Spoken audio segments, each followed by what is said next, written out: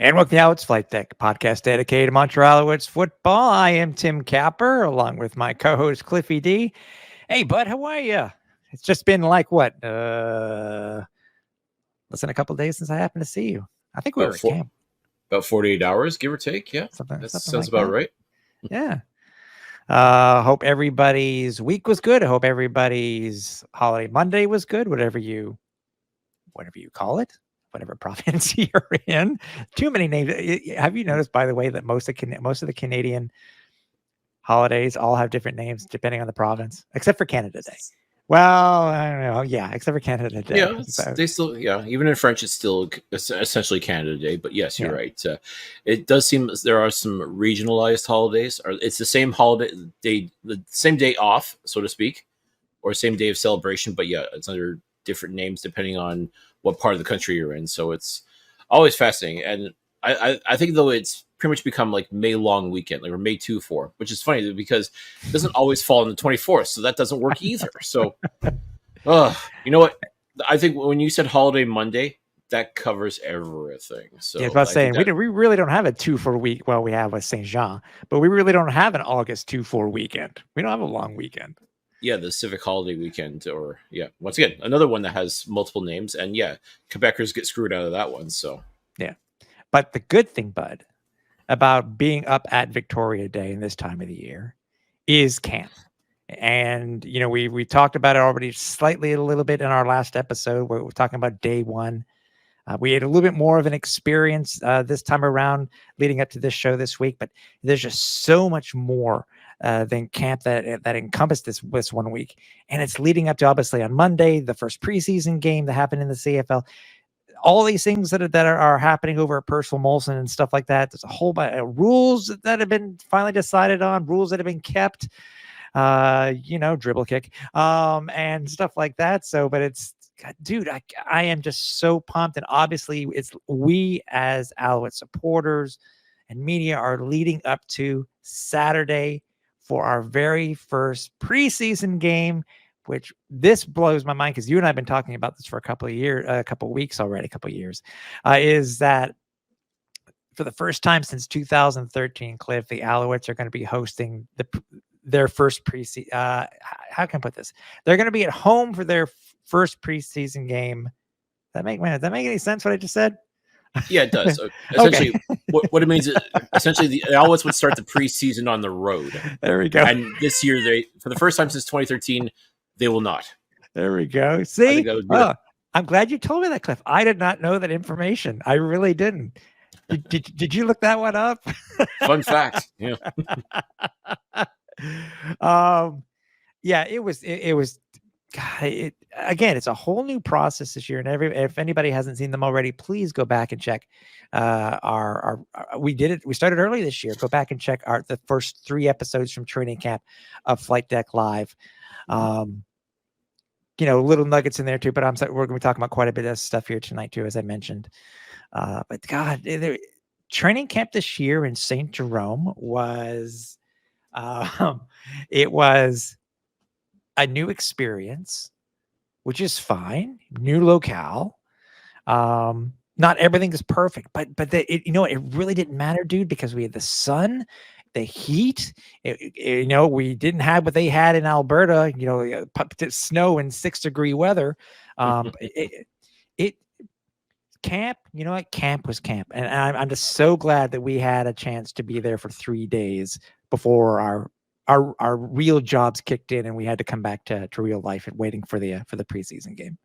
Yeah, it was a little bit different because I know we had some major plans and how we wanted to approach training camp and our coverage of training camp, and it didn't quite materialize the way we thought it would, simply because of logistics and also to the proximity of Saint-Jerome to Montreal. Just didn't really lend itself for us to really set up a camp headquarters or anything like that. So, just one of those things that it is what it is, unfortunately. I mean, I don't think it really affected how we did things as far as how we wanted to give the coverage, how we wanted to attend camp and share our thoughts on how we wanted, what we saw and how we wanted our viewers and listeners, how we wanted them to see camp through our eyes. So it's I'm thankful we had the opportunity. We were able to go and see as many sessions as we did. It's still going on, folks. So I mean, if you're not working, if you're taking vacation time this week or next week, there still is training camp going on. Don't think because the first preseason game is happening this Saturday that camp is over. There's still a long way to go. There's still a long way for this team to determine who's going to be a member of the 2024 edition of the Montreal Alouettes. So if you want to check it out in Saint-Jerome, by all means, you owe it to yourself to go and see what these guys are up to, because they are working, and they are working hard. Yeah, exactly. This is the closest, obviously that it's been in Montreal, obviously, other than them hosting it here in Montreal a couple of years back. But let's talk about the scrimmage game and stuff like that. And a very surprising announcement, or a little tidbit that the team gave us in their announcement, Cliff, is that close to 4. It was estimated, according to I was told this specifically by the Saint-Jerome police, and however they come up with their numbers, drone footage or whatnot. Almost 3,700 people, I think it was 3,700 people, showed up for the intra-squad game for the Alouettes. And they did everything as if it were a real game, didn't they? Aside from selling tickets, and yeah, I guess you can say that, because it was as close to a game atmosphere as you can expect, given the circumstances. The one thing I found, though, it really didn't feel like they were truly keeping score. No. And again, I realize an inter-squad game isn't necessarily about keeping the score, but when you compare it to other teams doing their own intra-squad games, they were keeping score. They were following things as though it truly was two teams playing against each other, even if it was like the Alouettes versus the Alouettes, or like another teams like the Argos versus the Argos kind of thing. But that was one thing I thought was kind of different, but maybe I'm sure there's a method to the madness. Is the reason why they didn't treat it like that. But when you're trying to sell, because you have the referees there, you actually have CFL referees there, and you're treating it like a game.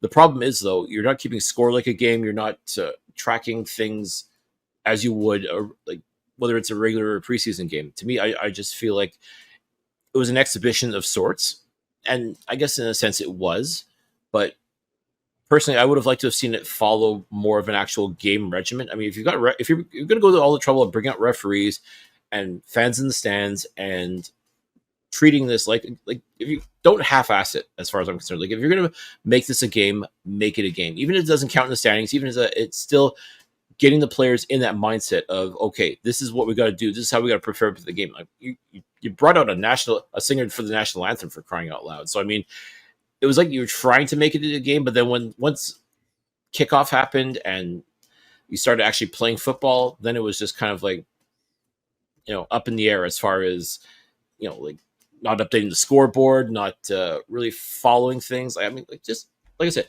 it didn't flow. You know what I mean?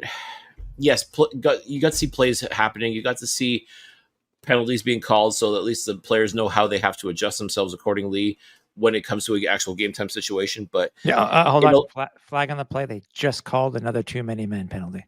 Oh my gosh. We were laughing throughout that. Oh my gosh. Okay, 1 or 2 is going to happen, but didn't we get up to 5 at one point? I mean, really, guys? Yeah. Wow. And maybe that's why they decided, okay, let's not treat this like an actual game, because clearly these guys can't seem to get their act together when it comes to the number of players are supposed to be on the field at any given point. So yeah, exactly. And I don't know if anybody just saw it on my end. We've been going through a pretty severe thunderstorm here tonight in Montreal. I just had a power blip. So this may be a 2-parter. Yeah.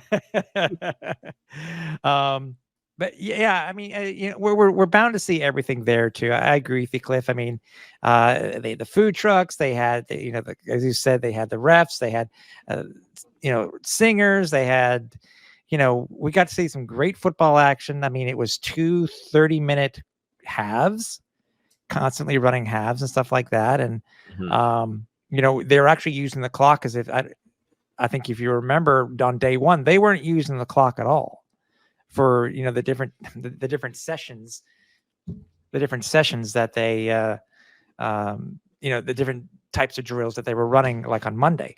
But I mean, it was a great atmosphere. I'm glad with what we saw. We were able to move around because I don't know, maybe because I will admit the crowd did thin out a little bit near the end. So we were able to switch at halftime and go sit with some other supporters because we sat on both sides of the stadium itself. The stadium situation wasn't like it was last year in Trois-Rivières. As I said, it was something that new that we have to get used to. And we're hoping it's something that I know we were going to talk about a little bit later because we got really more into it on Monday about certain things that we would hope that there would be some modifications for in 2025. But overall, the main thing that to see, dude, was when we were there is to see some of these guys we'd not seen play before, see what they could do, and also see some of the guys that hadn't played at all. I mean, as an example, it's weird to say it's a coming out party or it's a return, but Reggie White returned really, to game action for the first time in a year and a half. And he did, he was able to get welcomed back properly by getting a touchdown.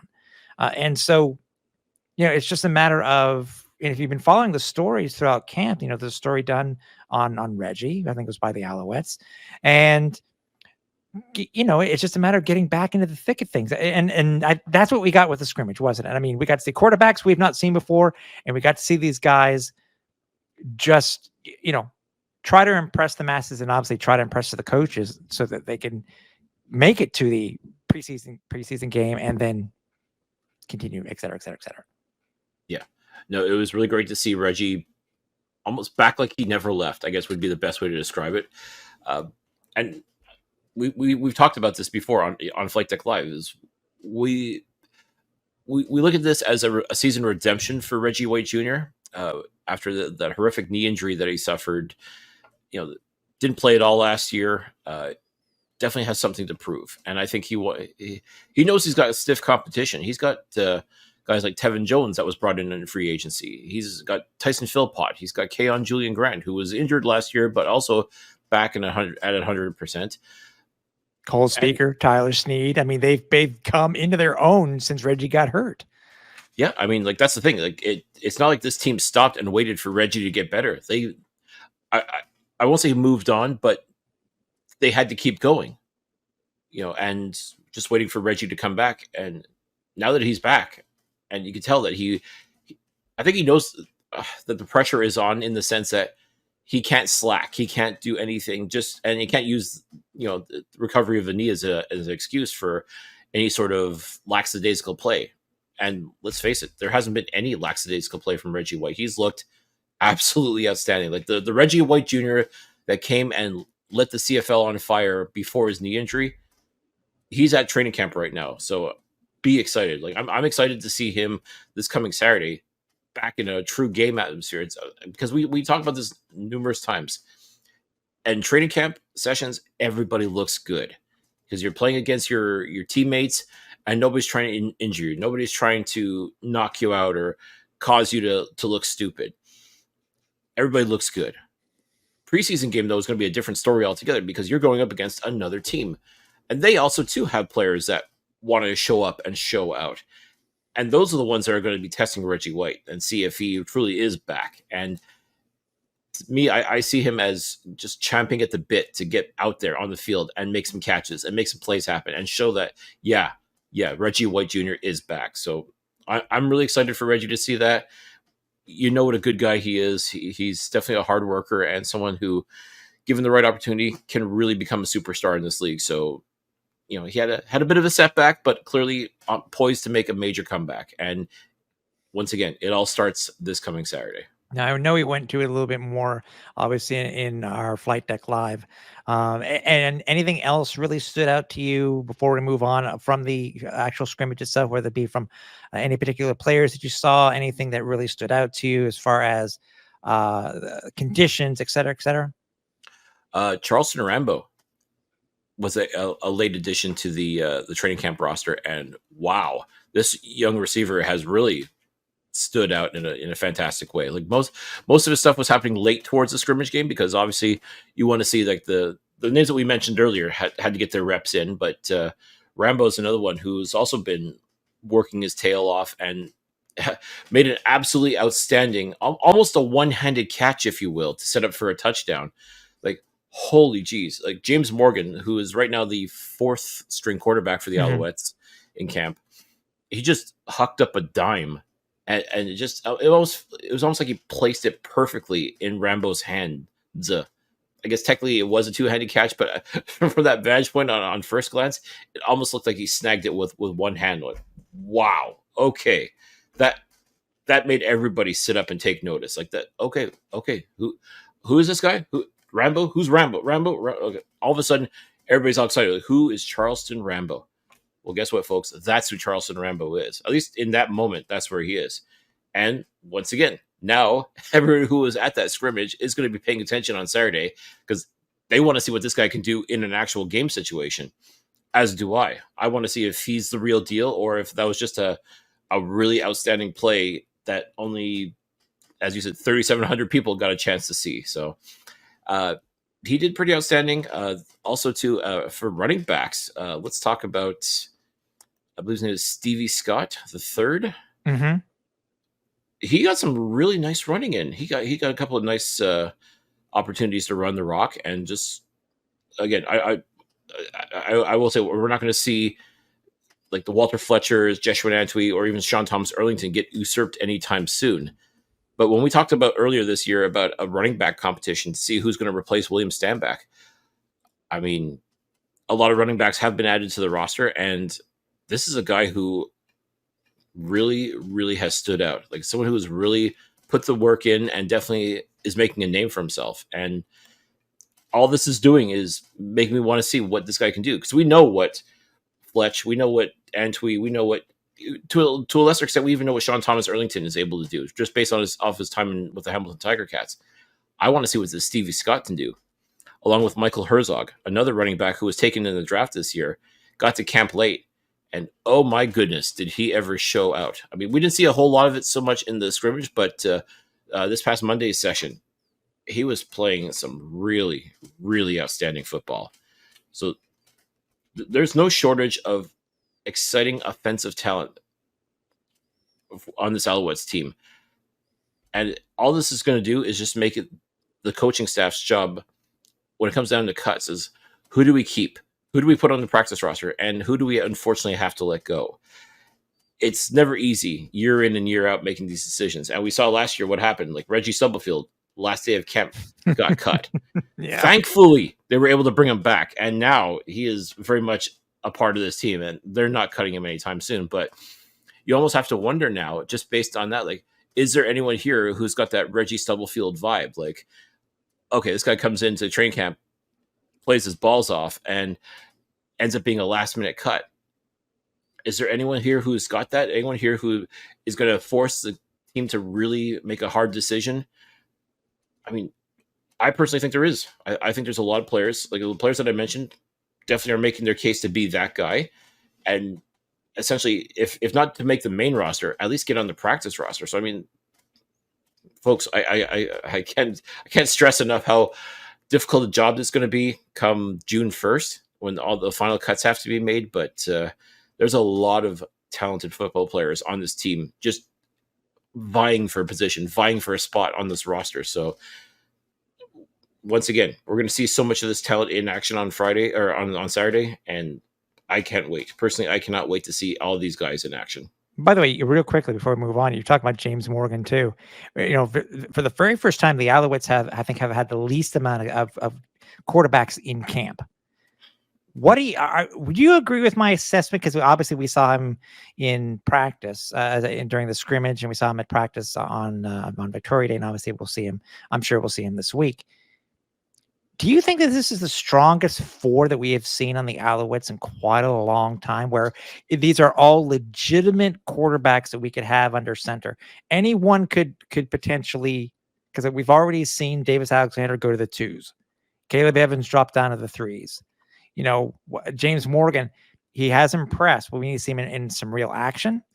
But is that a very good? I know it's hard to really what we've based it on from what we've seen, though, Cliff. Is that a fair statement that I've said? Because usually we're dealing with 4, 5, 6 quarterbacks. And by the way, yes, we do have, we have a quarterback here, actually a local kid from UDM, which I'm sure everybody knows about, who's a part of the intern program. But the 4 official guys on the roster, do you think it's for the first time in quite a while that we have 4 pretty good quarterbacks under contract? It's interesting to think of it like that, because I remember last year, Joey Alfieri, the team reporter slash Twitter guy slash pretty much everything media wise for the Alouettes in-house media. Yeah, he had tweeted out, "I call me crazy, but I think this is the strongest quarterback room in the CFL right now, with Cody Fajardo, Caleb Evans, and Davis Alexander." And he got roasted, like hardcore roasted last year. You say that statement in 2024, especially now with the addition of James Morgan. I won't quite call it the best quarterback room in the Canadian Football League, but it is a very, very, very solid one. Because let's not forget, 3 out of those 4 guys can call themselves Grey Cup champions. Yeah, that's true. So I mean, you can't argue with the results in that regards. They're all very good quarterbacks in their own right. You're absolutely correct in that statement. They all offer something different. They all bring different things to the table, and I think they all are working to make each other better. Like, that's one thing I do notice. Like Cody Fajardo is with Davis Alexander, and those 2 are feeding off each other. Caleb Evans will come in as well, and they'll be strengthening him as well. James Morgan, he's getting the opportunity to show what he can do, and you can see the encouragement from them, as well as from quarterback coach / offensive coordinator Anthony Calvillo, arguably the greatest quarterback this league has ever seen. So I mean, like, we talk about this quarterback room. Is it the best in the Canadian Football League? I mean, I don't know if I'd go as far as say the best, but far from the worst. I mean, like I said, I think about poor Joey getting raked over the coals for that statement, but I mean, in the end, it wasn't such a crazy statement after all, especially after what we saw out of this team going into the Grey Cup. I mean, this is a quarterback room that has a lot of potential. We know what Cody Fajardo is able to do, obviously. You and I have talked ad nauseum about what we feel Davis Alexander can be in this league if given the right opportunity. Caleb Evans came into his own as well as a member of the Alouettes and is undefeated as a starter for the Montreal Alouettes. Fun fact. Yeah. And now you've got the X factor in James Morgan, what he's able to do. Because right now, as we talked about, he looks good in these training camp sessions. How is he going to look when the lights are on and he's actually wearing a legit Alouettes uniform going against the Toronto Argonauts? Only time's going to tell, but there's definitely a lot to like here. Yeah. And real quickly, anything on defense before, or should we just talk about that when we, let's go into scrimmage, because let's go into the Monday camp, and we can also talk about the defense also.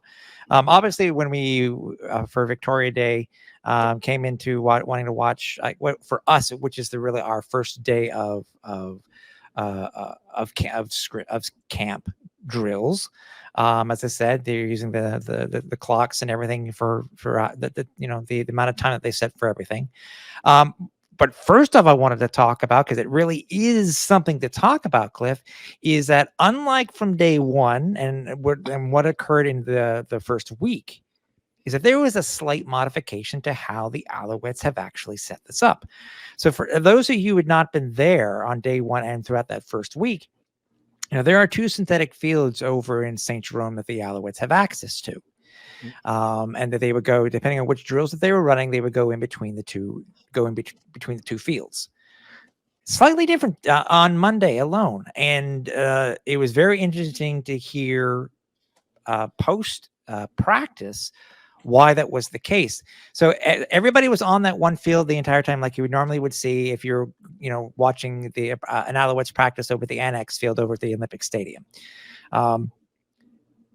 It was interesting to find out, and the comment that I mentioned specifically on Flightdeck Live is that some of the players that we had spoken with and some others that we talked to were stating that usually after the first couple of days of camp, you're going to have some guys who are sore. Some are sore. This time around, we were told that there were a lot more that were feeling sore after practice. So what happened, and we're still trying to find out some more information because I would love to know the insides and in and out inside of this thing. And if you know, please DM me it because I'm curious to know about the information. But we found out that the one of the synthetic fields in Saint-Jerome, they had, I guess there's CFL field refs. What was I calling them? Pre-game, pre-show. Their field police, and they determined that the field itself was not up to CFL standards. And so they said, basically, this field you can't use for practice. You got to stick with the one synthetic field. When you first heard that, Cliff, what were your thoughts, dude? Because I don't think now it may have happened elsewhere at other times, but I don't ever remember hearing this type of thing. And I would love to know the ins and outs of the reasoning why they decided that they couldn't use this field.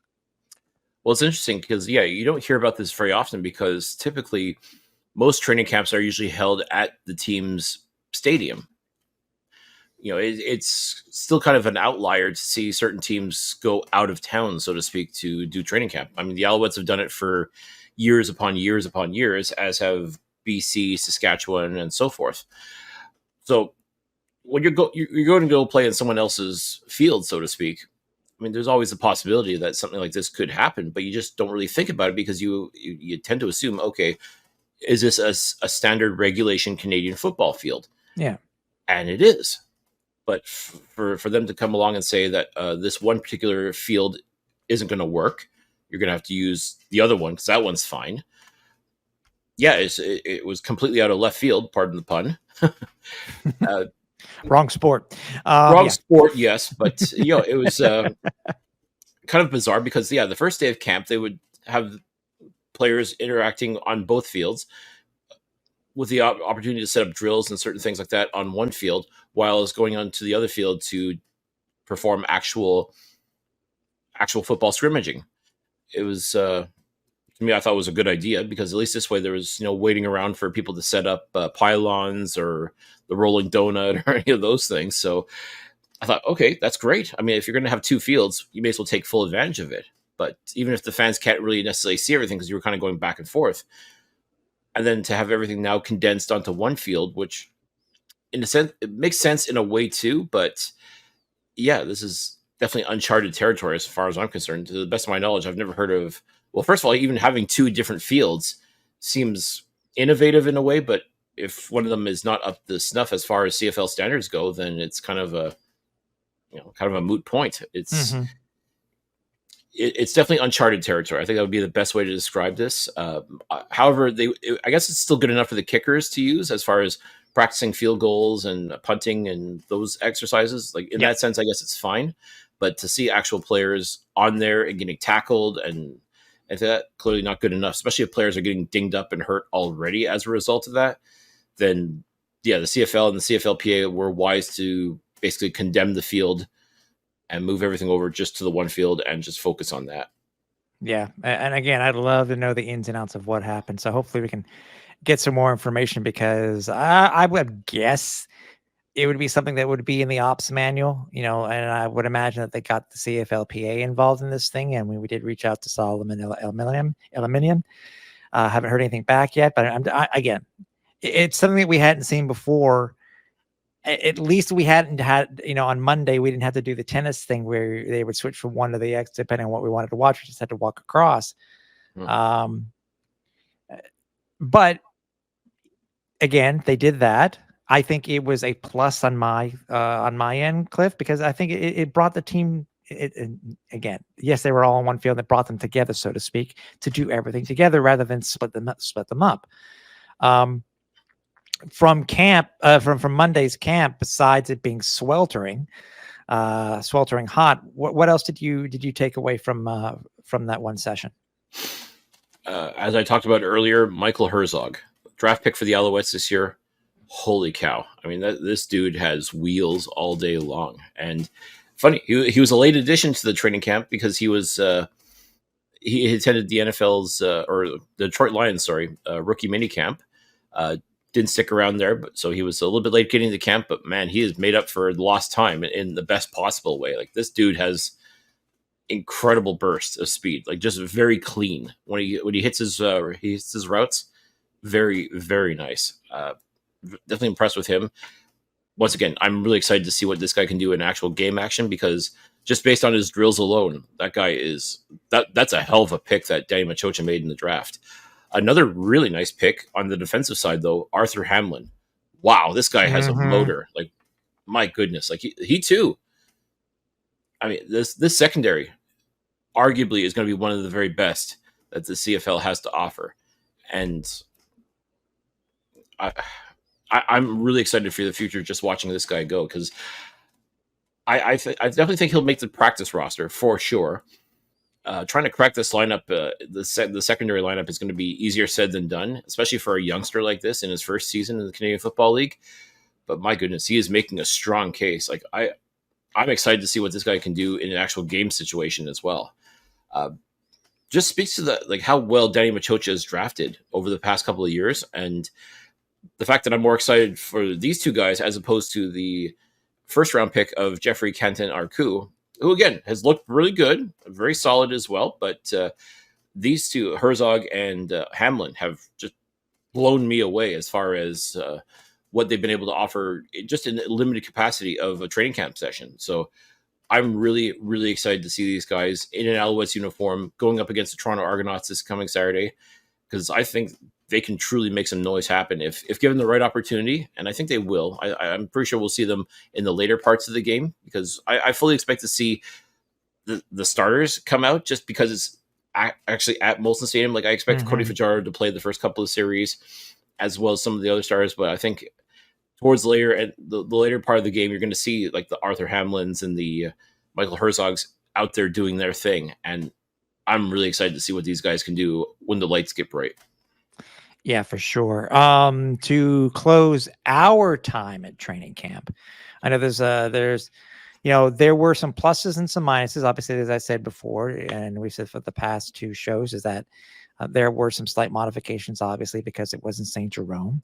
After being there for 3 days total, we've come to our opinions on what we were happy to see and what we would hope to change. I'm going to let you go first on this one, because I think really you're probably speaking for both you and I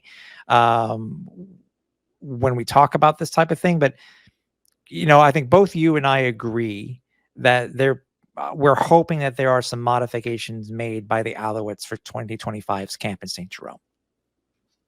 Yeah, I just feel like the way this is set, like the way it's set up right now, if you haven't been to Saint-Jerome and to the complex that's there, yes, there are two fields, and they're sort of joined. Like the sport complex has almost like kind of like a red carpet, if you will, but or like like an aisle, if you will, to reach both of those practice fields. And it just makes it so difficult, because it almost feels like you're sequestering the players from the participants, which kind of, to me, flies in the face of everything that the Canadian Football League talks about as far as fan accessibility and accessibility with the players. Like, you're trying to meet these guys, you're trying to get to know them, you're trying to talk to them, and you've got a friggin' fence just kind of blocking. So it makes for very awkward pictures if you're into that sort of thing. I mean, I guess getting an autograph is not so bad, but like if you're trying to sit and talk to the players and just kind of get them to know them a little bit, like it almost feels like there's a barrier. Like there truly is a barrier in front of them, and maybe we were spoiled in camps previous, because we never had this problem in Lennoxville or Sherbrooke, whatever you want to call it. Even Trois-Rivières the past 2 years. Yeah, that's never been a big issue as far as player being able to really interact with the players face to face. Whereas here, it just feels clunky. I think that would be the best way to describe it. Like, it just feels like you want to let them associate, but not really. And it's just, it doesn't really allow for a whole lot of one-on-one time. Right. Or at least not in a comfortable way. And just, to me, it kind of leaves a sour taste in my mouth, and I think a lot of people may feel the same way. Or maybe you're just, if you're an autograph hound, you don't care. You just want the guy to sign your jersey or ball or whatever, and off you go.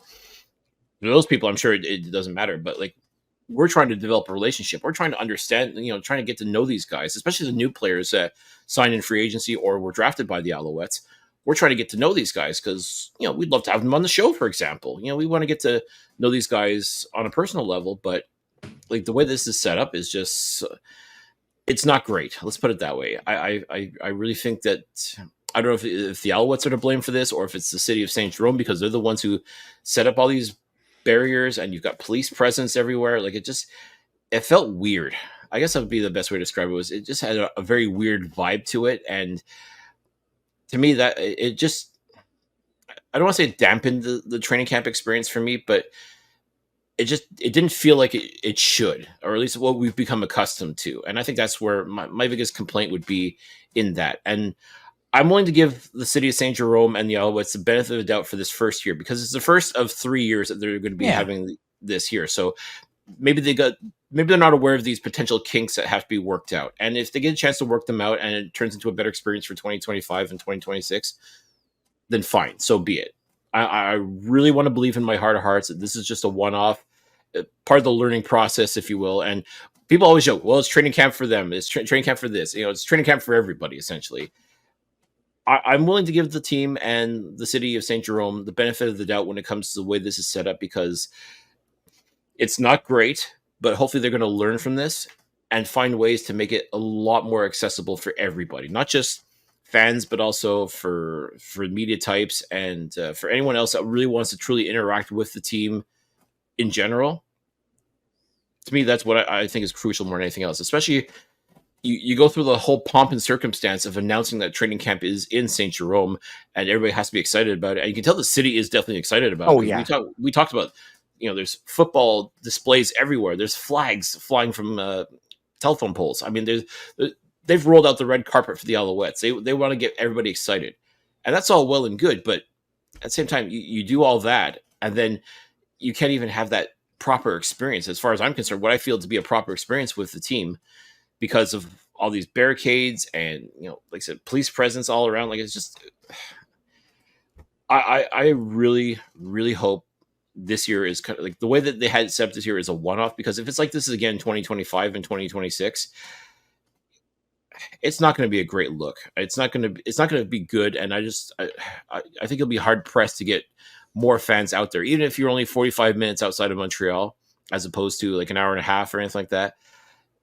If you want people to get excited about training camp, the way that they did it this year, to me, it left a lot to be desired.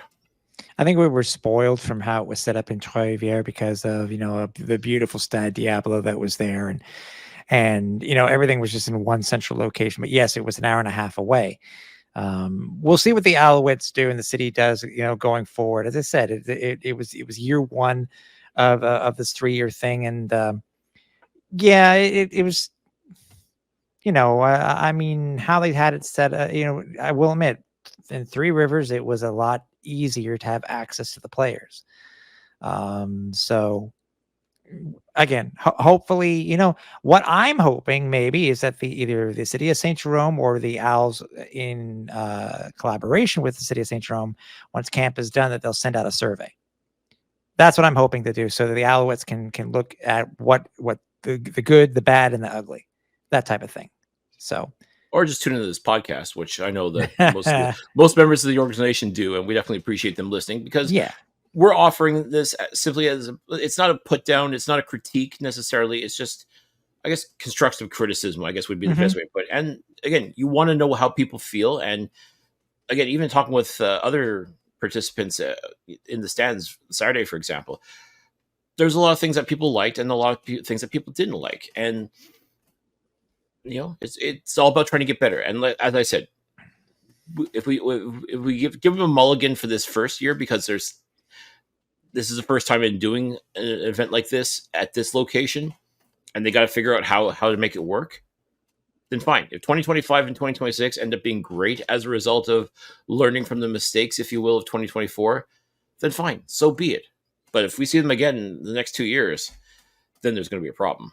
Yeah, exactly. And obviously, before we move on, we can't forget about thanking our presenting sponsor, the guys over at SportBuff, where if you do go and you use the promo code Owls Flight Deck 10 at checkout, you will save 10% off your entire order. So if you head over to sportbuffshop.com, use the promo code, save 10%. And obviously start to get new merch, whether it be no matter the league that you like. Look at all their merch that they have, and even some of the new stuff that they have for the CFL. I know a lot more is coming out, so we can't really we always thank them, but it's we can't thank them enough. But the guy, Chris and Gary over at SportBuff for supporting us here for over the past couple of years that they have. So, and obviously when it comes to this type of stuff, Cliff, it's always about supporting local. 100%. You got to support local, and that's what we're doing. We're supporting local. We want to show the love to the city of Saint-Jerome. We show love to SportBuff. We show love to everybody. And that's why we say what we say, is because we want to make sure that everybody has the best experience possible. Exactly. There's so much news that came across that came out from the CFL and the Owls this week. Let's go and start with the Owls stuff real quickly. As I had reported a couple just this past week on social media, and I had heard from a fan that some of the season ticket holders that they were being relocated due to a potential of an additional camera over at Percival Molson. I was able to contact Alouettes president Mark Waitman after visiting Percival Molson just this past week and looking at what they have set up. And it does look like they have moved the I guess we can go the camera locations that prior to 2023 were on the press box, Cliff.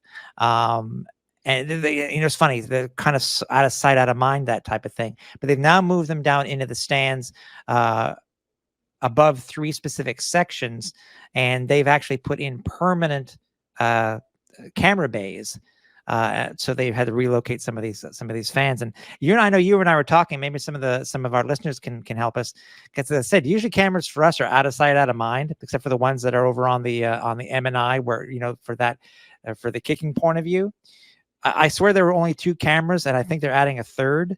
I was over at Percival Molson today just to see what the view would be like near those new camera bays. Okay. I'll leave it at that. I would just have to let's see what others feel about it when they do see it. But even if they have added another camera, Cliff, I can only imagine. I hope it makes how the game at Percival Molson comes across on television even better, whether it be RDS, whether it be CBS Sports Network, or whether it be TSN. Meanwhile, though, I think people could give a flying fig about the camera angles. It's just people are still going to be bitching and complaining about the horns. Yeah, yeah. We'll have to see where they move the where they move the main mics, the game mics. We'll have to see where those are positioned on Saturday. Also, one of the big things too is that we've been wondering where they're going to potentially make some modifications at Percival Molson. They have, as you've seen on the pictures that I put it also on social after visiting this week, and they're gorgeous. The new signage for all the numbers that have been retired in Alouettes history, and the new listing of the Grey Cups over on the south side stands looks absolutely stunning. I think you and I were talking about, I think it's like the 3rd iteration that they've made some modifications to these type of things on that side of the stadium ever since it's been built. Mm-hmm. But it really looked nice. The aesthetic looked nice. They were putting up some new flags at the stadium today. I think they could be a little bit different in my opinion, but I guess people will have to see them on Saturday. But the Owls logo will be flying in full force, my friend. And it was great to see the stadium just getting set up and ready for a CFL game. Oh, without question. And again, with this being a preseason game, yeah, you got to put your best foot forward. You got to make it look nice and everything. But we all know the main event isn't until June 20th. Yeah. For the home opener, and that's the game that everybody like. That's where you really like. I'm guessing this coming Saturday is going to be a dry run for a lot of these new, newfangled things, so to speak. And making sure that everything works properly and make sure it looks as nice as possible, because everybody's going to be watching come June 20th, and you better make sure you have everything top tier. Everything's going to be amazing, because let's not forget, we are going to be celebrating the 8th Grey Cup championship, unfurling a banner, showing off everything. Like the champs will be home. I mean, that's you got to show up and show out for that. So I'm really excited for Saturday, just to see how things have come along, and then as well as sort of anticipate what's going to come as far as all the new stuff that we're expected to see on June 20th. Yeah, there's a lot to be excited about, folks. So if you're coming to the game on Saturday, I think you're going to get a sneak. I'm hoping that we'll get a sneak preview of what's to come for the home opener, because I'm expecting a lot, quite frankly, and everybody should be, as far as I'm concerned. I mean, I'm already kind of,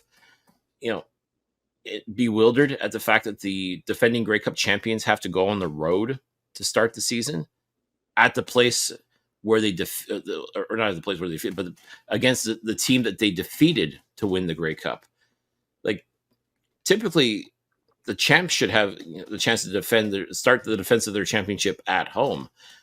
But as you know, we're getting a new scoreboard. We're getting a new video board, I should say. We're getting a whole bunch of new things, and I guess they need the extra time to make sure they get this right. So I'm excited about it.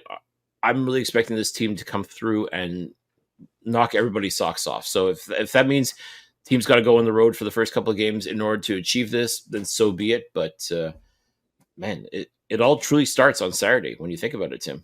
Yeah, for sure. Also, you're talking about new things that are at the stadium. I was able to meet up just by fluke today. I was able to meet up with the new boutique, manager, Marie Chanel.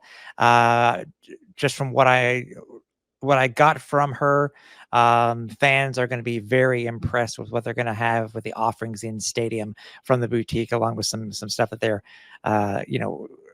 potential, 50th anniversary Grey Cup merch coming up, some new unique stuff. So I can't wait for that. There are also some too, and I said you were talking about some new stuff. One of the few things that actually intrigued me, Cliff, and a lot of this stuff is the Owls are, it isn't a news story on their website. But one of the few things, Cliff, that really intrigued me about some of these new things is because we kind of got a sneak peek of it last year at the playoffs, is this new dedicated line for season ticket holders who have the 11-game package, where they're going to have their own dedicated entrance. And I will admit, I mean, you and I usually come in on the side over on Pine. And no, actually, you come on the other side. You come in the main entrance over on Park. But I come in one on Pine, and it can be a little busy from time to time, especially going up the stairs. But it'll be interesting to see how this works out for season ticket holders and how quickly it actually is. I really don't think it'll really be that much of an effect for the preseason game, Cliff, because sometimes the crowds are a little bit less than what they would be for a normal regular season game. But I'm curious to try that out. And secondly, these new on-field suites, which are going to be over on our side, on the south side in the end zone. That's as far as I can remember, Cliff. This is something that we would usually see maybe at the Alliance de Montréal, our CEBL team, or something you'd see in, I guess, in another sport for their party zones. But that's it. I don't think I've ever seen the Alouettes have on-field loges before, at least not that I remember. No, it's definitely something new that they're trying, and like anything else, you gotta try it, see if it works, and if it doesn't work, then I think fans will let them know right away that this isn't what we came to expect. So yeah, I'm all for trying new things. I'm all for seeing what's going to work and what doesn't. I mean, in a sense, you might even be a little bit closer to the action, because some of those touchdown catches that were made, you could very well have a player up in your grill catching a touchdown. I mean, how cool is that? I mean, if they're knock over your beer, then maybe you're not so impressed by that. But yeah, but I don't know. Until I see it in action, I really can't comment on it too much. I mean, true. Is it going to work? Maybe, maybe not. But you got to give the team props for trying something different, trying something unique. at least for the city of Montreal. So only time's going to tell if it's going to work or not. But yeah, definitely something to maybe keep an eye on if you're going to be at the game, to see just how fans are interacting with it, how it's going to work, and will they truly be a part of the action, or are they not going to like the fact that, you know, potentially a football player or an errant ball is going to go flying in their direction? Yeah, better I mean, be careful. Head on a swivel. That's all I got to say is just, you know, make sure you have all your faculties and make sure you see everything around you, because you just never know who may be showing up uninvited or otherwise to your private loge. Yeah, exactly. And the team is calling this Club Terrain Mise au Jeu. So they got a major sponsor for this type of thing. A lot of the stuff here just has some major sponsors. But as I said, a lot of the stuff you can see over at the Alouettes website. And one thing too, real quickly, but you mentioned the jumbo screen, Cliff, and everybody remembers when OLP was there, and what was the YouTube band called? Joshua U2. They had set up a stage in the beer garden. Well, according to the Alouettes, that's going to be a full-time thing this year, Cliff, because they're expecting to have something every single home game. You and I have seen the good and the bad when it came to this stage. Hopefully, we'll see the good coming up this week. But thoughts on having this? Because doesn't this kind of take away a little bit from the beer garden? Maybe, but I mean, some people like to socialize in the beer garden. So I guess, you know, if you don't have quite as much space as you used to, maybe that stops being a thing. But I mean, if they're setting up other areas to socialize, then I guess that's where you're just going to have to get your drink on. So it's like anything else, right? It's trying this stuff and seeing if it's going to work or not. I mean, I think the idea of having a stage implies to me that they are planning to have more concerts than perhaps than what was initially announced as when they announced the theme days. By the way, speaking of concerts, do you know we still have no idea who's going to be playing the home opener? No, we don't. I mean, Our Lady Peace kicked all kinds of ass last year. Admittedly, I'm biased on that, but as far as I'm concerned, you're going to have to get someone of equal footing or even better.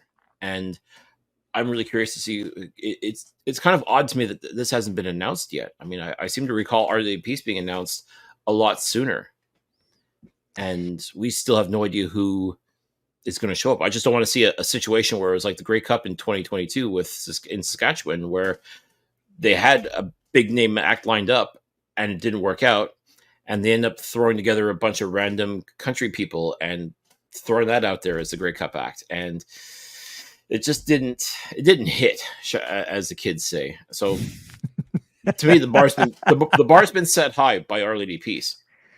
So as far as I'm concerned, you're going to have to find someone of equal footing. Do we know if Simple Plan is available?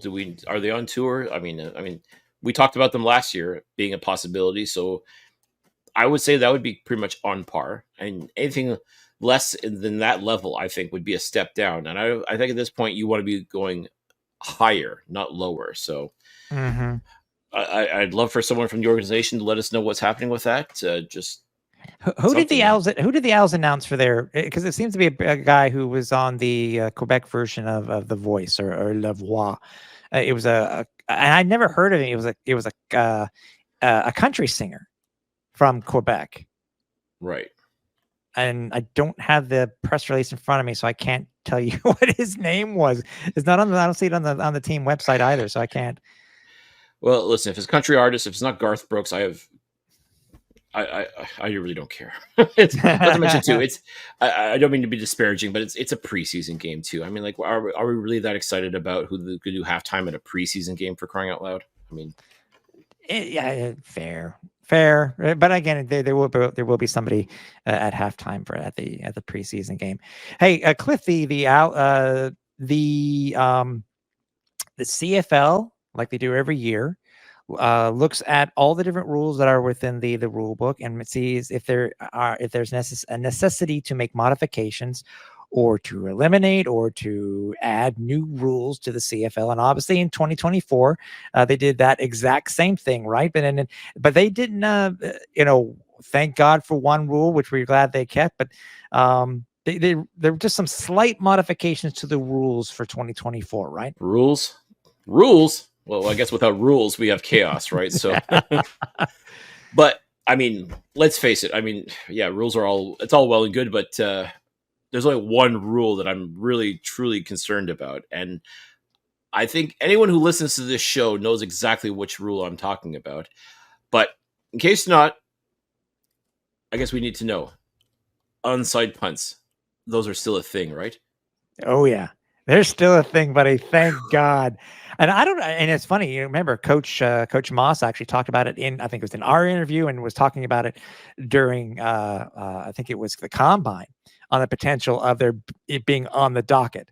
But I am glad to say that, yes, they are keeping that onside punt, and whether people like it or not. And you know what, dude, I'm so getting tired of people saying, well, it's such that people can take advantage of it. It's just, all they got to do is kick it for 1 yard. People need to remember that it's more than just that, because still punt rules are still in effect. If you got a defender that's within 5 yards, even if it's completed properly, it's going right back to them because it's a no yards penalty. And you know what? It's one thing for a couple of mooks like us to, defend the rule. But this past weekend, we got to talk to arguably the face of the onside punt in Jeshua Antwi. And we asked his thoughts on this. And, even they asked, what do you think of all these haters that complain about it? It's like, he summed it up perfectly. If it was so easy, everybody would do it. And you know what? That means you got to do the work. You got to know the rules. You got to understand the rule book, which clearly head coach Jason Moss does understand it, because he's been dying to use this for years now, and finally got the opportunity to do so here in Montreal. Got his players to understand and see the importance of being able to do something like that. And when the opportunity comes and it works, and it doesn't always work, because let's not forget, Jeshua did try that earlier in BC, and it didn't work. So it's not so easy. It's not something it's something you really have to work towards. And I'm sure a lot of teams just simply can't be bothered, and that's fine. But you can't complain when the Alouettes pull it off to perfection. And I've said this before, and I'll say it again. If you don't like that rule, if you don't like players being able to do an onside punt, defend better. Simply put, don't give them the opportunity to do so. Don't put the Alouettes in second and very long in order for Cody Fajardo to throw a pass to one of his receivers to dribble kick the ball, recover it, and guess what? It's a fresh set of downs. You don't like that rule? Defend better, simply put.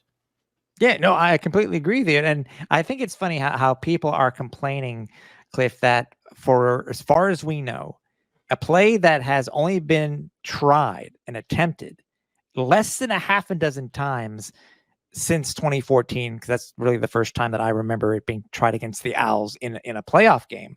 Mm-hmm. Come on. Just because the Owls went 2 for 3? Come on. So that's it. And people are acting like it's a rule exclusively for the Alouettes. It's not. Any team can do it. Any player can attempt an onside punt. I mean, there's lots of other rules that have been utilized in the past that a lot of teams simply didn't pay attention to. It wasn't just the Alouettes doing it. Other teams were doing it as well. It's simply a matter of knowing the rule book, knowing what is permissible and not permissible, and using it to your advantage. And guess what? If you pull it off, yeah, you might be pissed off that your team got caught napping, but you know what? Play better, defend better. Simply put, that's really what it comes down to. And if you're sore because Cole Speaker and Jeshua Antwi were able to successfully convert onside punts, that's a you problem, not a them problem, and not an Alouettes problem. So, yeah. Besides the onside punt, there were just very few other rules that were rule changes that were ratified this year, Cliff. Quite a few of them actually centered on low blocks. They actually adjusted to further define the actions of a backfield player delivering a low block. So, as an example, a backfield player, regardless of position at the snap, may cross the offensive formation and block a defensive player who is lined up across from or outside of the offensive tackle at the snap low, if the block occurs in the legal low blocking zone. Because you and I have seen a couple of years back, they just stop line blind hits.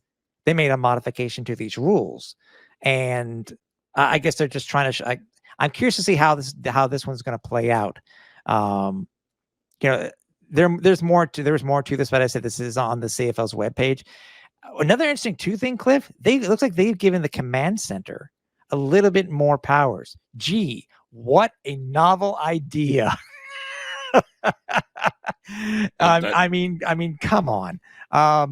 Does that mean that head coaches don't have to go on fishing expeditions to try I'm glad they have that to burn was a stopped. timeout? Yeah, that's so old. I'm glad that was stopped. I will admit, dude, because that got ridiculous.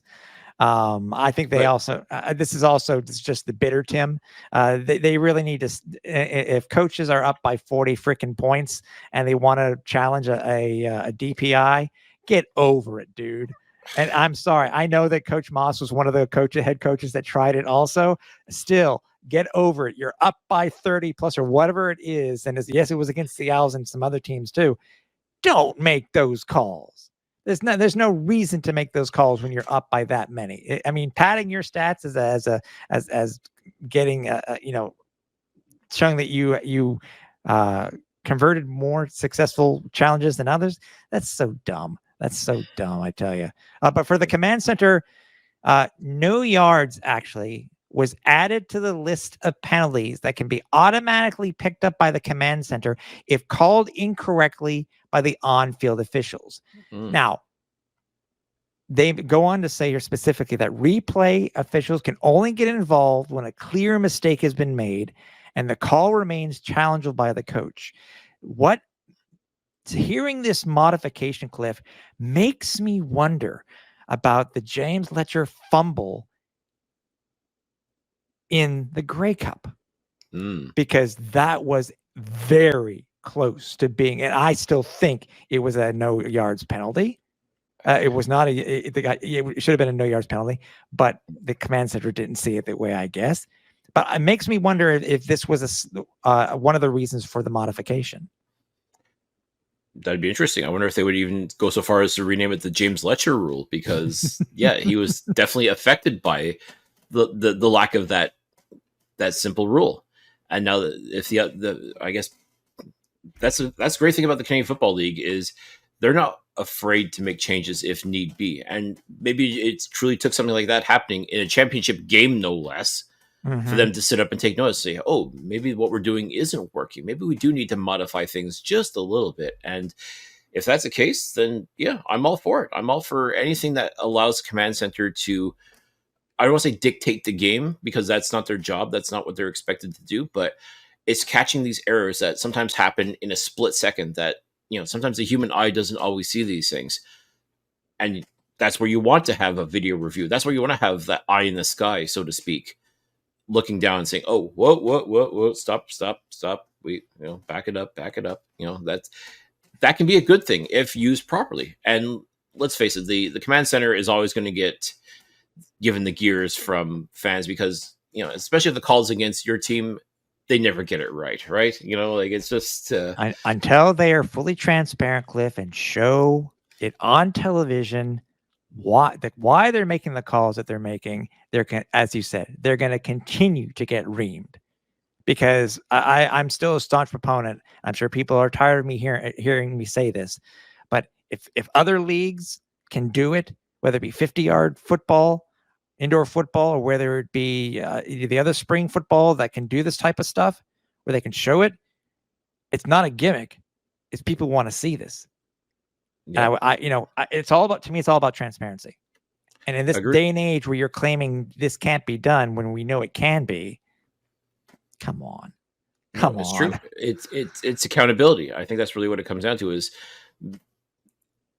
perhaps they just want to be sure before they go ahead and do something like this, that to give that transparency is to make sure that they know that the command center can be held accountable for making mistakes. And the idea is that they're there to correct the mistakes, but sometimes they don't. And that's the troublesome part. There are times where they simply get the call wrong for any number of reasons. And it's not a matter of it being against your team or favoring your team or anything like that. It can't be about that. It should be about you got to explain to us why you came to this conclusion on this play. Whether we like it or not is irrelevant.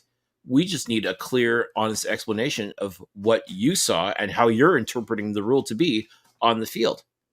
To me, that's not hard at all. It's not hard at all to put a camera in the replay booth in Toronto and have them explain, okay, this is why we're going in this direction, and explaining it in detail as much as possible in communication with the referee at the game, and making it clear as to why they're going with this call, good, bad, or other. Yeah. To me, it's simple enough. I mean, to me, it sounds like common sense more than anything else. But for whatever reason, the bigger leagues don't seem to want to quite pull back the curtain that far. So until they do, you're right. People are just going to assume the worst or speculate, and maybe even come to the wrong conclusion about things. But that's something that the league themselves can decide, in time. Hopefully, this may be something that this may be a road that we have to go down and see it through in order to present the best possible explanation for anything that happens on the field. Yeah, exactly. And lastly, tripping on the quarterback behind the line of scrimmage has been added to the list of penalties that the command center can assist on. The play is now challengeable by a coach. Coaches may strategically use a timeout cliff to provide the command center with more time to automatically review a play that is not challengeable. Coaches still only have access to 2 timeouts per game. And that's one thing I didn't know. Not that at least I remember, because I always thought maybe I had too much of the NFL stuck in my head when I thought about this. But only 1 timeout cliff can be used after the 3-minute warning in the 4th quarter. Mm-hmm. So, and lastly, there were no changes to the actual kicking itself, the kicking rules, because I think you and I are. It was more. I think it was. To me, it was more than a 50-50 shot that they were going to make modifications based on what the NFL was doing this year and what is being done in the other spring leagues. But the CFL has struck a subcommittee to study kickoffs and the different rules and stuff like that. I think you and I have talked about this before in last broadcast season about this rule, and I think that considering how the league has put into place the different rules after, especially in the 4th quarter, after the 3 minutes, when it comes to after a field goal, you have to kick off. Taking away a choice where you start at the line of scrimmage rather than a kickoff. To me, I think I understand why they're doing it, but I think the CFL is probably one of the few leagues where they put some things into place to make the game a little bit more exciting, but also to take away some of the potential hazards of actual kickoffs after every single type of scoring play. Mm-hmm. No, and truthfully, I think by and large, how the CFL handles it, especially after the 3-minute warning, that's what makes this game so exciting. That's what gives the possibility for an exciting finish and not just trying to burn the clock and go home. So, yeah, I definitely think there'll be a lot more studying to be done. I still think there's a lot of discussions that will be had about kickoffs and how they get applied to certain game scenarios. But as it stands right now, I think this is one of those cases where I don't feel it's broken, so there's no need to fix it. But obviously, they're going to still keep looking at things. If they think they can find something that they can improve upon, then they will. And fans are going to either like it or hate it. That's just how it goes. But I mean, I'm personally of the opinion that the way things are set up right now definitely makes for a very fun, fast-paced, exciting game that truly you do have to pay attention those last 3 minutes. I mean, we talk about it all the time. Like the last 3 minutes of a CFL game are arguably the most exciting that you'll find anywhere in this game. So the last thing you want to do is try to butt twist it in any sort of way. But I think the way it is right now, there's really not much you can improve upon, and you also don't want to take anything away either. So I guess we'll see what happens, see what this committee comes up with, if anything. But truthfully, I think the way it sits right now, this is pretty exciting. We got a pretty exciting game, especially towards the last 3 minutes. So there's no need to change as far as I'm concerned. Yeah, exactly. Where else can you have a game end on a Rouge? It's still one of the most exciting plays. I know it's happened to us, man, but we've had we've seen some crazier stuff, dude. I mean, the back and forth with the Alouettes and the Argos, where the Owls ended up scoring that touchdown in the end zone in Toronto. So, I mean, that's the fun. That's the fun thing about this game. I think The Simpsons said it best. Oddball Canadian rules. There you go. Before we talk about try to set up the game for this Saturday, I know there have been quite a few changes and transactions for the Alouettes when it comes to players, haven't there? Well, that's the beauty of training camp in a lot of ways, is that players get added and cut constantly. Like even though you have to be down to a certain number of players by a certain time, and then you have your final cuts, which this year will be essentially June 1st when all the preseason games are done. The Alouettes are just constantly tinkering. It seems like Danny Mac is on the phone and just making moves, adding this guy, dropping this guy. It's all part of the process, I guess. There's definitely a few notes as of Monday even. There was a little bit of action. Adding 4 players to the lineup. I'm very interested in these 2 that I'm going to mention first.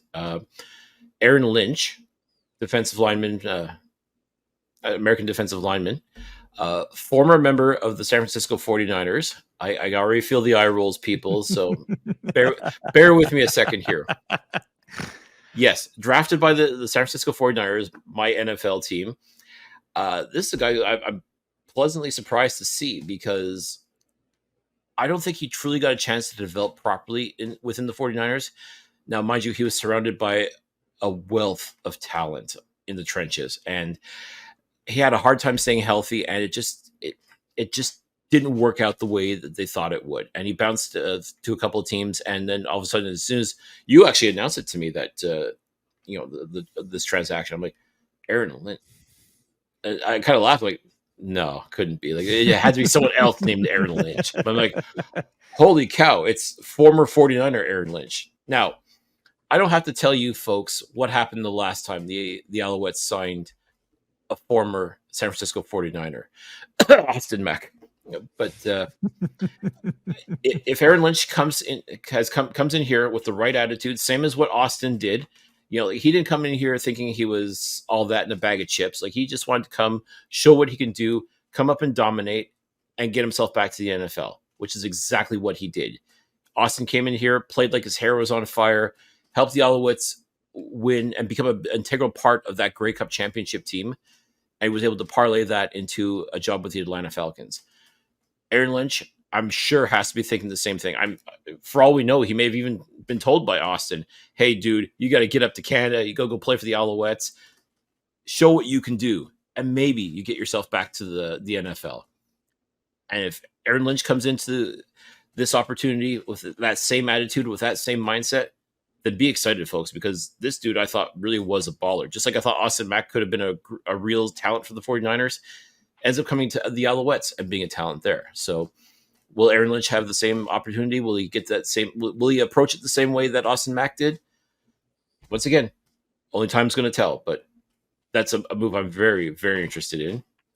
The Alouettes also added Canadian receiver Nicolas Gendron from the University of Ottawa. A lot of people were expecting him to be drafted in the mid rounds of the CFL draft this year, and for whatever reason, it just didn't materialize. But essentially, this is kind of like a undrafted free agent pick, if you will. So, once again, I think the national receiver spot is in great hands with guys like Tyson Philpott, Keon Julian Grant, Shedler Furvius, now Frederick Antoine, who was actually selected by the Alouettes this year. And now you're adding Nicolas Gendron. Once again, he's going to get a chance to show what he can do. We may even see him get a couple of reps in on Saturday. We'll see. But another very interesting move. Rounding out the additions were Jordan Dominic and Donald Ventrelli. I hope I'm saying that right. Once again, I'll be honest, I don't know very much about these gentlemen, but they're going to get the opportunity, just like everybody else, to show what they can do and pretty much hit the ground running. Now that they're members of the Alouettes, we get a chance to see what they can do. And we just may see them in action this coming Saturday. Now, of course, you add players, you got to cut players. Mhm. So the Alouettes cut 4 players, including American linebacker Christian Morgan, defensive end Justin Adamiola. Oh, Christ, I'm saying this wrong, I'm sure. Adamiliola. Oh, hell with it. Hey, third time the charm. That's usually how it is, right? Justin A. Jackery Johns, and Canadian offensive lineman Matthew Hadjewich. Mhm. This one I'm a little surprised by because, one, you can never have too many Canadian offensive linemen. Now, that's not to say the Alouettes don't have a lot of outstanding talent on the offensive line. I just figured this is another young man that was going to come in and get a chance to really learn and, try to absorb knowledge from veterans like Christian Matt, Pierre-Olivier Lestage, Philippe Gagnon, and so on. But for whatever reason, it just didn't quite materialize the way it did. That's unfortunately that's football for you. And it's not to say that he doesn't end up on another roster or get another chance, because let's face it, as a Canadian offensive lineman, I don't want to say you can write your own ticket per se, but you will definitely be given multiple opportunities to show what you can do. So, and who knows, maybe he ends up back on the Alouettes. A couple of injuries happen here or there, he gets re-added to the practice roster. Anything can happen in this league, folks. So I got a feeling he will not be out of work for very long. No. Justin Adamiola. I tried. We tried, and if this young man is listening, we're very sorry for butchering your name. I really wish that. It's funny. Like most of these media guides and even transaction pages on the websites, some of them do offer phonetic spelling and pronunciation as far as how to say a player's name. And you'd think that the Alouettes and the CFL would be on top of that as well, considering, trying to get people excited about certain players and whatnot. You'd think they would have something like this automatically, but not in this case. So again, apologies to the young man who, it's bad enough he got cut, but now here we are butchering his name. So yeah, again, our bad. It's a different way of it's first preseason game. We'd love to be able to preview this game. We don't really know what we're going to be seeing at all on Saturday because it's the first game. I mean, I think you said before we're probably going to see Cody. I don't know if Cody's going to play. I don't know if Cody will play. I'm really wondering who will, because right now, it is different than week 2 or the second preseason game because, you got your cuts coming up and you need to get your guys ready for the first ever game of the year, meaningful game of the year. I just want to see what, again, we saw the scrimmage game, Cliff. I just like you have already stated, I'm really curious to see what these guys can do in a real game situation. Trying to improve try to impress the coaches enough to say, this is me. I can play this game. I've learned the game enough that you need to keep me on your roster. And I'm curious to see not only on the Owls side, but considering this Argos team that's coming into town. This is a completely different team than it was last preseason. Definitely. And again, with all the stuff that's been going on in Toronto, and my goodness, there definitely has been a lot going on in Toronto. They too are going to want to show up, and they're going to want to show that they can compete, and that the moves that they've had to make, whether it's by force or what have you, that these are the right moves that are going to be made that are going to help their team improve. To me, I think that, yes, being this is a home game, so to speak, you got to bring the stars out. Like I said, 1 or 2 series. I mean, you don't want to put them in danger. You don't want to do something where, God forbid, a starter goes down to injury. Even if it's just something minor, it's still... people are going to be furious if the starting quarterback or the starting right tackle or whomever gets injured in a game that is meaningless, which... I hate when people say preseason games are meaningless. Yes, they don't count in the standings, but trust me, for those bubble guys, for those guys that we talked about that have something to prove, that want to show that they belong on this team, this game has meaning. I mean, it just doesn't count in the standings. It doesn't matter if the Alouettes lose, which is kind of funny to think about. The last time the Alouettes lost a game was September 2023. How funny would it be to see them win this game, if only to keep their winning streak, if you will, going? Mm-hmm. That would be their 9th victory. Like we talk about the Jason Moss talking about the grind for 9. This is probably not what he had in mind, but it would still be a thing, I suppose. But. Well, we saw, we pointed this out last year too. We saw what the Alouettes' history was when it comes to potentially, even though they're meaningless games, going undefeated in the preseason. So this is very true. Anyways, I'm looking forward to being back at Personal Molson. I'm looking forward to being in that atmosphere again, because it's funny. And I'm sure people would eye roll us all the time, Cliff, if we were to bring this up every single time. But dude, as we would do from normally day one, we really got set up for what's coming up this Saturday by them starting off, that the scrimmage right by playing the entire song of Country Roads. That started us off. And then on Monday, hearing Beautiful Day by U2, dude, come on. Songs that get us in the right mindset for what we're going to be seeing on Saturday. I just can't wait. Can't wait. Even if it's going to be a reduced crowd, I don't care. I want to see what these guys can do. No, definitely. Like I've mentioned a lot of players that looked fantastic in the scrimmage game, that looked fantastic in camp sessions. Once again, I won't say those don't matter, because they definitely matter, but what people are really going to be paying attention to, at least the important people, as far as I'm concerned, they're going to be paying attention to, is what are you going to do in a preseason game? And especially if you only have X number of reps, you got to make every single one of them count. Some will, others won't. To me, that's what I'm looking forward to, is seeing who is going to make the most of their opportunity, limited as it may be. Because let's face it, Cody Fajardo will probably play 1, maybe 2 series. Then you pass off to Caleb Evans, then Davis Alexander. Those guys will get a little bit more work because of not letting you don't want, as I said, put the starting quarterback in danger. So the backups will get more reps and more opportunity to show what they can do.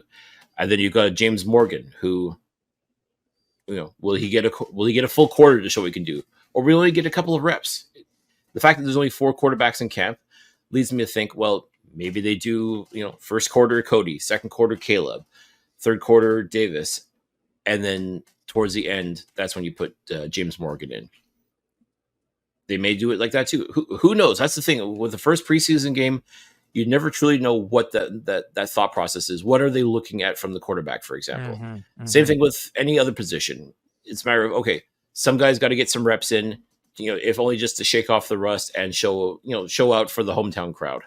Whereas the lesser known players, they got to get theirs. They got to find a way to get on the field and show, I need that rep. I need that extra rep. You got to let me get back at that for one more play and make something happen. They got to try to find a way to get the coach's attention, to get the scouts to really notice and put something on film. Because yes, this game is going to be televised. So yes, there will be film that if for whatever reason they don't make the Alouettes, they can go back to another CFL team or any other team for that matter and say, listen, this is what I was able to do. I wasn't given a whole lot of opportunity, but I was able to do this much at least. And that's crucial as well. And for those bubble players, they're going to be jonesing hard to get that opportunity. And however many opportunities they can, they're going to take everything they have and do everything they can to make something happen. And ultimately, we're going to benefit as well watching the game because we want to see what these guys can do. We want to get excited about certain players, and we want to believe the hype. Simply put, we want to believe that, okay, what these guys were able to do in camp, pretty cool. But look what they did in an actual game atmosphere. What they were able to do in an actual game setting. Holy cow. Or Wow, that didn't work. Okay, this it goes one of two ways, right? Either it's really we awesome or really terrible, we've and seen both. We've seen both for sure. Many, many, many a time. we have. And it's funny because like I said, I've been talking up a lot of guys. We both have actually, and you know, all we can do is hope that they live up to the hype. And if they don't, then then the nice thing is it's only the first game, so they've got another week to figure it out, to figure out what they did wrong, what they can improve upon. And for that second game in Ottawa, they're going to be given once again a finite number of reps. And I think based on what they did in that first game against Toronto, they'll know what they'll have to do to really impress and really show that they are who they say they are. So yeah, that's part of the fun of to me, that's part of the fun of the preseason games, is seeing how players handle the opportunity they're given and what they do to either improve upon it or learn from their mistakes and put out the best possible product, just to make the coach's decision that much tougher, because you can't keep everybody, right? Invariably, some people are going to be given their walking papers and told to, better luck next time. I think a lot of the players that we mentioned have a very good opportunity. They have a chance to make this team, but they got to shine. And you can't say, well, I was only given 3 reps. Well, they better best be 3 reps you can give, exactly. simply put. Exactly. Don't forget, the game is at 7:30 on Saturday. There's a plethora of games going to be on CFL Plus for the preseason, including this one. I know I will guess, Cliff, that I guess we'll see what it does for. I know the game will be on RDS in French. We are under the impression from what the CFL put out that the game that will be on CFL Plus will be in English, but I guess we'll have to find out. We're assuming that it would be the TSN 690 broadcast, but if you're in the US, you will be able to watch the game, obviously, on CFL Plus, and here in Canada, you will be able to watch it on RDS because it will not be broadcast on TSN. The Alouettes, Cliff, the only team that's going to have both of their preseason games broadcasted on broadcast TV. So, what a plus! But we're looking forward to the game, and I'm going to leave it at this. I know we were griping hard on camp, and this to me is what I'm looking forward to the most in the CFL. I had a player, you were there. I had a player say to us, we were talking to him post practice, and we had talked to him. We've talked to this player more than once, and he said to us. He said, I'm new to the game, but I thank you guys for giving me a sense of normalcy, being able to talk with fans, to welcome me to the city, to welcome me to the team, even though I'm a rookie and I've not made the team yet. Thank you for giving me some normalcy and basically welcoming me and making me feel, basically making me feel good about what I'm currently doing. That's what the CFL is about, buddy. And I'm sure you'll agree with me 100%. And if this gentleman does make the team, I'm sure we are going to make sure that we have this guy on the podcast for sure.